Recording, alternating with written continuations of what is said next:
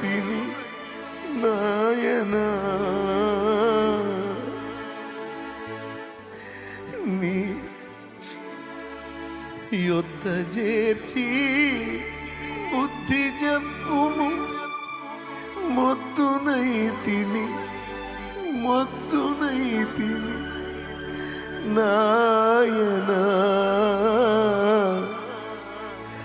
నన్ను దిద్దుము. చిన్న ప్రాయము సన్నుతుండగు నాయనా, నీవు కన్న తండ్రి వనుచు నేను నిన్ను చేరితి నాయనా.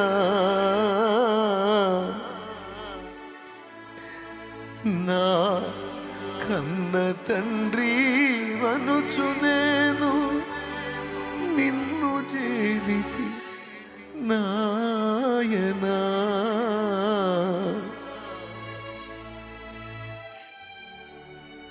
ప్రార్థన చేద్దాం. వాసిగానే పాపలోకపు వాసుడానో నాయన, నీ దాసులలోనొకనిగా నన్ను చేసి కావుము. తండ్రి అని నేను పిలవడానికి తగిన అర్హత విశ్వాసాన్ని బట్టి తప్ప, విశ్వాసాన్ని బట్టి తప్ప మరి ఏ విధంగానూ నాకు లేదు కదా ప్రభు అర్హత. కుమారుడిని అనిపించుకునేంత యోగ్యత నా దగ్గర ఎక్కడుంది? కుమార్తెను అనిపించుకునేంత యోగ్యత నా దగ్గర ఎక్కడుంది?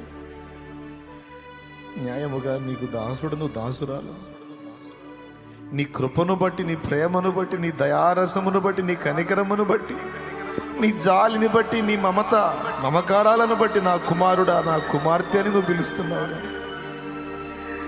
పరమ పరిశుద్ధుడవు, పవిత్రుడవు, పరిశుద్ధుడు పరిశుద్ధుడు పరిశుద్ధుడు పరిశుద్ధుడు అని గాన ప్రతిగానముల చేత ఏ దోషము లేని నిర్దోషివై, నిష్కళంకుడవై, నిర్మలుడవై, నీతిమంతుడవై, పరిశుద్ధుడవై వెలుగొందే నువ్వెక్కడ? అధమలోకంలో తుష్యమైన విషయాలు, నోటిని అణుచుకోలేక, కళ్ళను అణుచుకోలేక, చేతలను కంట్రోల్ చేసుకోలేక, నడతలను కంట్రోల్ చేసుకోలేక, హృదయాలోచనలను అణుచుకోలేక, అడుగులు జారిన స్థితిలో, అడుగులు జారే స్థితిలో, అడుగులు జారబోయిన స్థితిలో ఉండే మేము ఎక్కడ? తండ్రి, మమ్మల్ని నీ వల్లే చేయగోరితివి. కావలసిన శక్తి కూడా నువ్వు తండ్రి, కావలసిన బలాన్ని నువ్వు తండ్రి, అభిషేకమీ తండ్రి, ఆత్మనీ తండ్రి. నీ బలము, నీ శక్తి మాలో పని చేయకపోతే గెలవలేము కదా తండ్రి. అనుగ్రహించు తండ్రి. మా కన్నీళ్ళు నీ సన్నిధిని గుర్తించు తండ్రి. నీ వలె బ్రతకడానికి, పరిశుద్ధత కలిగి జీవించడానికి మేము పడుతున్న ఆరాటాన్ని గ్రహించి మమ్మల్ని ఆశీర్వదించు తండ్రి.